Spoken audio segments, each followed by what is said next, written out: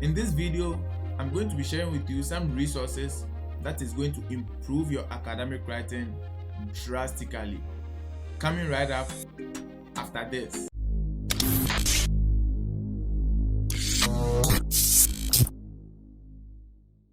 What is happening, my beautiful people? Welcome to another video on the channel. My name is Richard, and on this channel I try to share tips, tricks and strategies to enhance your international students experience.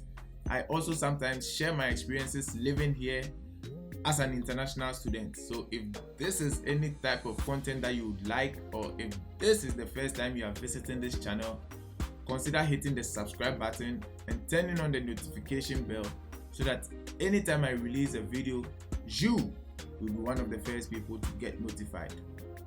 Having said that, welcome, and I hope you enjoyed this video. I also quickly want to say that none of the resources I'm going to mention are sponsoring this video. These resources are resources that I've either found out or some professors asked us to do assignment and homework on, and I've used it personally, and it's been great, it's been effective, and that is why I thought I would share these resources with you. Another thing I wanted to mention before we dive into the video is that you need to at least know how to write. These resources are not going to work magic for you if your writing is not on point. So you need to know a certain level of writing, because these resources are just going to improve and make your writing better. So again, if your writing is not on point, you need to start working on that if you want to get the full benefit of the resources I'm going to be sharing with you. Now that we've gotten the disclaimer out of the way, let's jump right into the video. If you have done any form of writing, or if you are a writer, or if you've gone to school, you can all attest that writing is one of the most difficult things to do.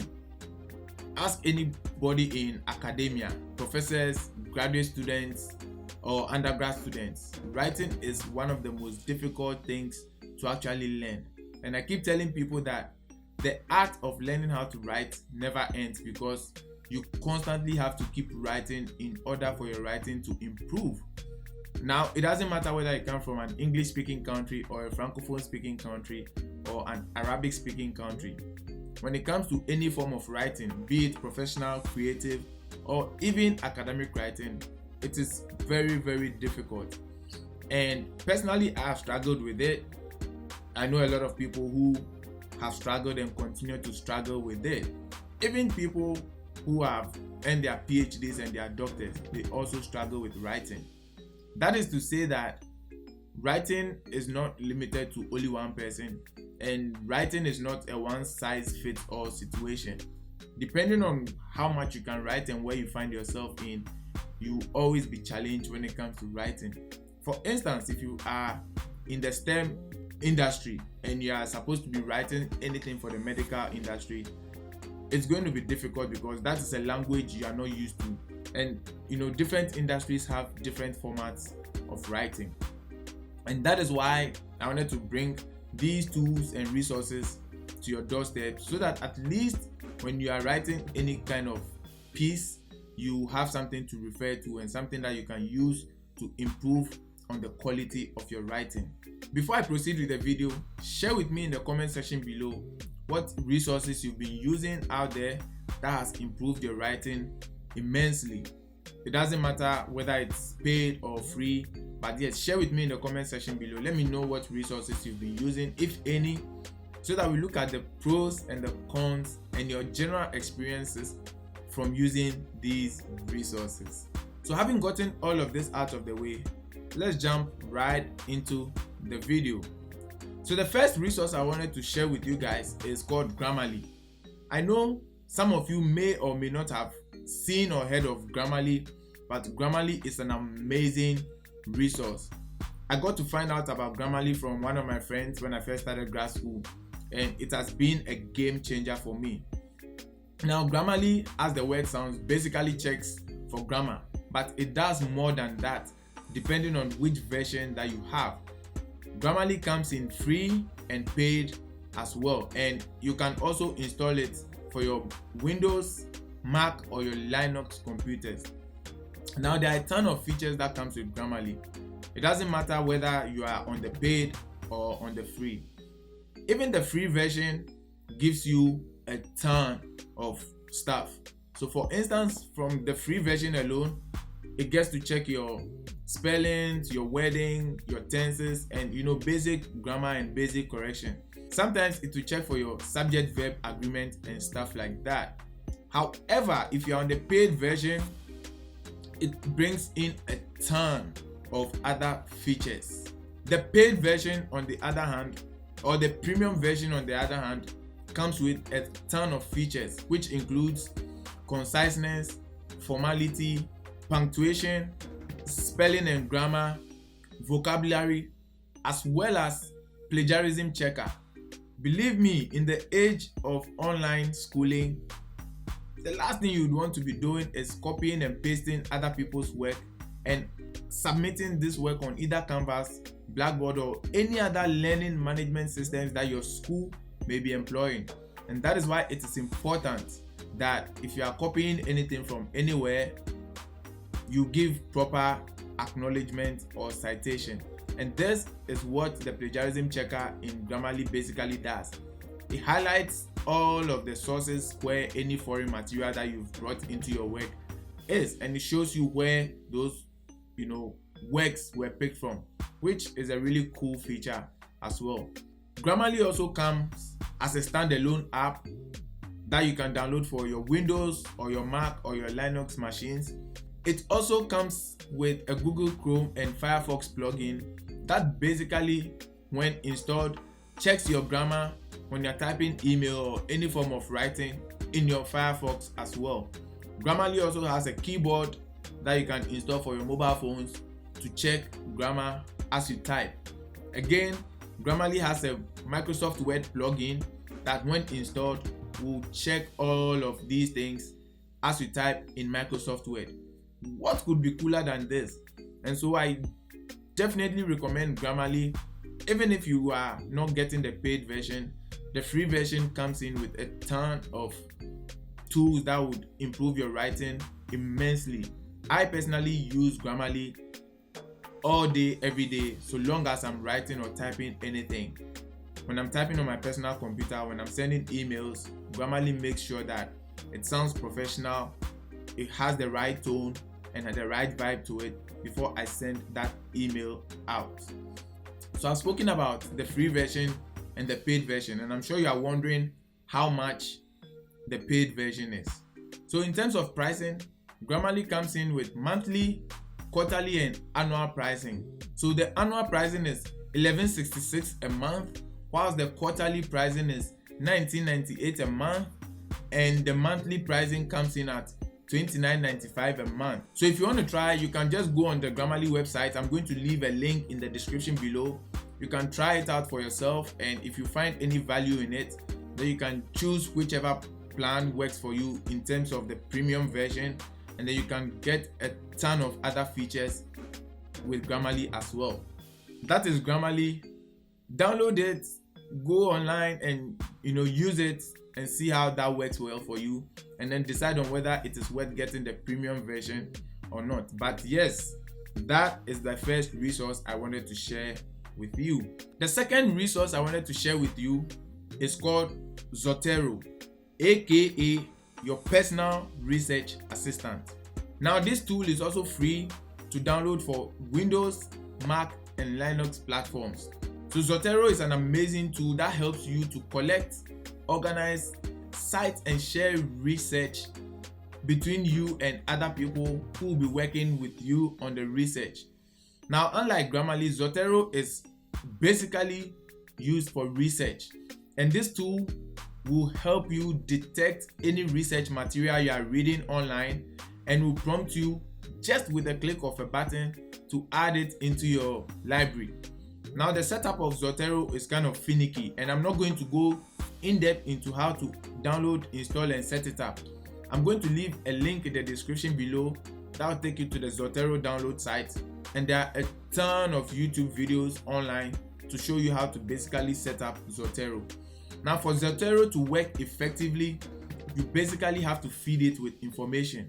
So any document that you use or you download, whether PDF, Word, or whatever, you need to feed it into the Zotero software to keep it there. So you are basically using the software to build your own personal research database. And from these databases, you can basically download citations or bibliographies just with a click of a button. So in short, what does Zotero do? Zotero is good for research, especially as I mentioned, and it helps you to collect data or research papers. It helps you to cite and write bibliographies for your research. It helps you to also collaborate effectively with more than 2 people who are working with you on the same research, which means that you can work seamlessly on the same paper in real time just by going into the platform and typing out your portion. And then once you are done with your research, or if you want to do an in-text citation, you can just refer to Zotero, and Zotero is going to do that for you as well. Zotero basically also helps you to organize any of your research materials the way that fits your need. So for instance, you can organize them by date, you can organize them by title, you can even organize them in a way that allows you to tag your research with certain keywords.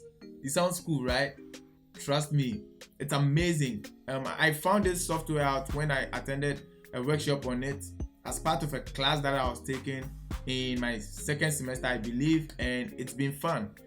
Again, when you're customizing Zotero for the first time, it's kind of tedious, and so it takes away the fun from it. However, since citations and bibliography is like a big component of research, if you do not have all of the time to customize Zotero to do all these things that I'm talking about, well, my next tool will certainly help you out with that.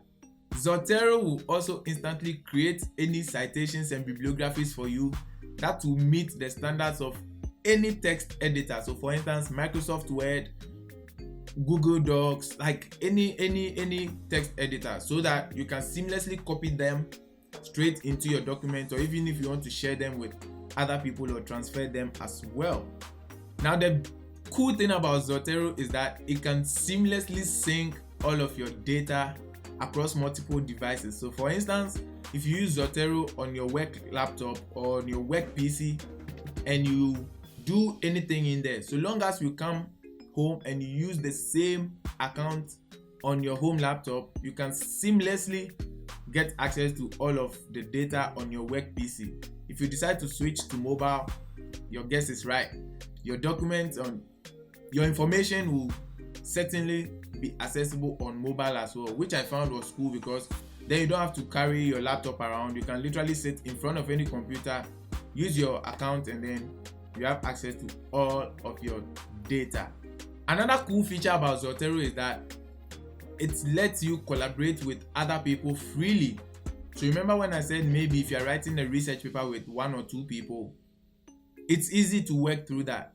Also, if you're a teacher or an instructor or a professor, you can easily distribute documents to your students through Zotero for free. How cool is that? Now, each of your co-collaborators on a research paper can sit on the comfort of their couches or on their beds, and you can work in real time as if all of you were seated around the same table in the same room. So like I said, I'm going to leave a download link in the description below if you want to download Zotero and check it out for yourself. So what if you don't want to go through all of the stress to set up an account and download Zotero and do all that? Well, there's another option that you can use, and that is called Zotero Bib. So Zotero Bib or Zotero Biblio is basically the website version of Zotero. It allows you to build bibliographies or references straight from the website without you even creating an account. You can basically insert all of the links of the document that you've used in your research into the website, and it's going to generate a list of bibliographies or references for you.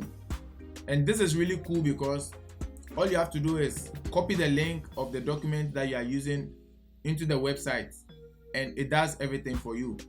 In order to create your bibliography, all you have to do is copy either the ISBN the URL, the DOI, or any other unique identifying numbers of the document you are using into the bar and then click on Cite, and Zotero is going to do everything for you.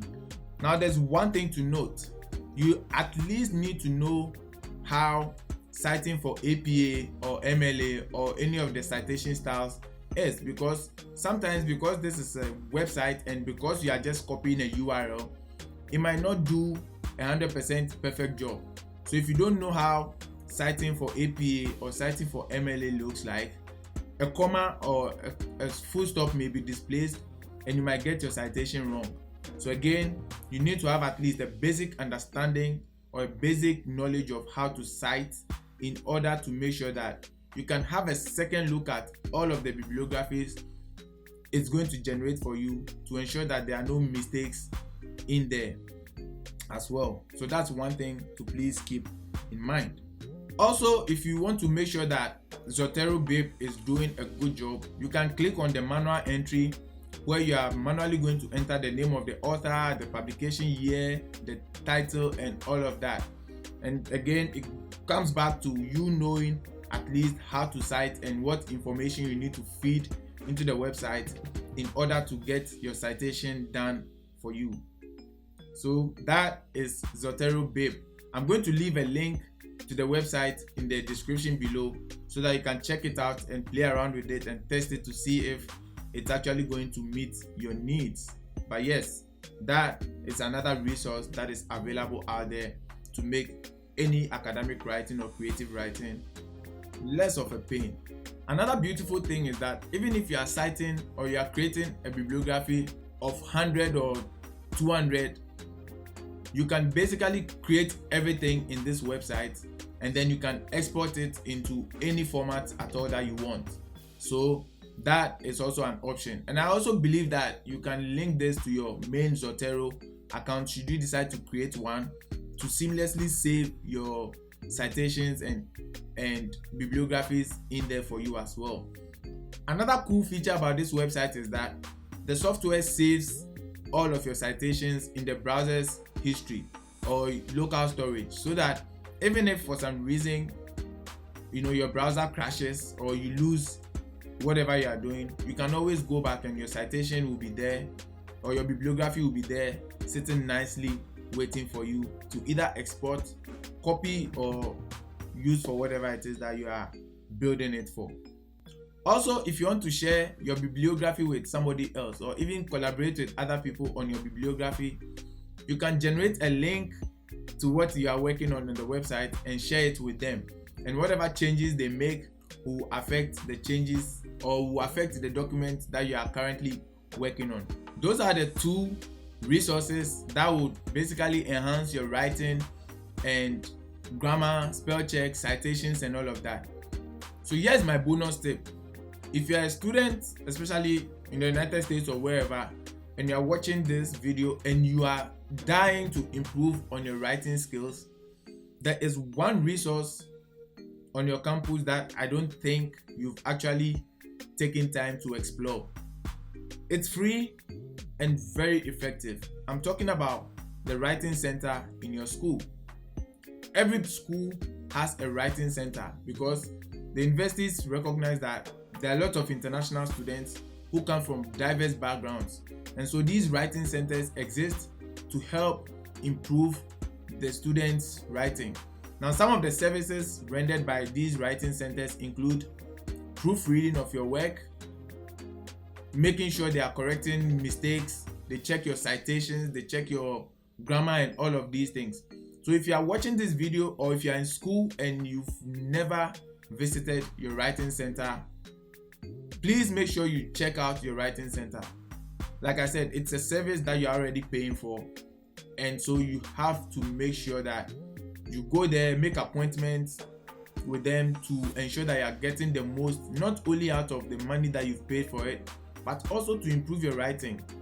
And with online school becoming a thing now, the last thing you would want to be doing is to commit any form of plagiarism, because most often than not, you are going to be submitting your assignments through either Blackboard, Canvas, or any other learning management softwares.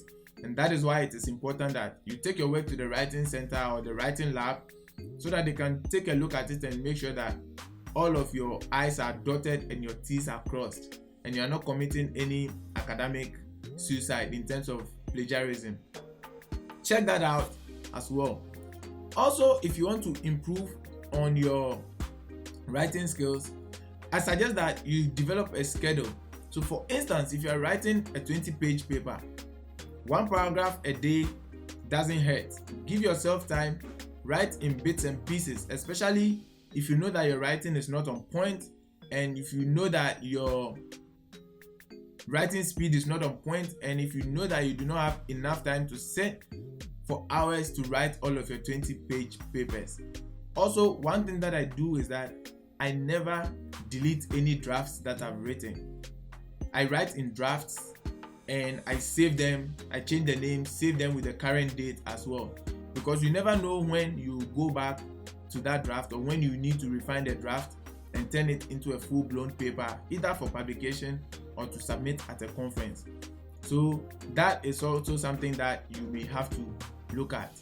Write in bits and pieces, give yourself enough time, and also never delete your draft. Alright, so there you have it. These are the resources that I thought I'll share with you, and hopefully these resources will be of some benefits to you or friends or family members that you know. If you found this video useful, and if there was anything that you liked about this video, share with me in the comment section below what that could be. Also, if you have experience using any of the resources that I've talked about, share with me your experience in the comment section below. And if you are watching this video and you are not a subscriber to this channel, please subscribe to this channel, because it takes you 0.05 seconds to click on the subscribe button and also on the notification bell. Do that so that anytime I upload a video, you will be part of the beautiful family people to be notified. Thank you guys for watching, and until I see you on the next video, stay safe out there, be each other's keeper, continue being beautiful, and I will see you around. Peace.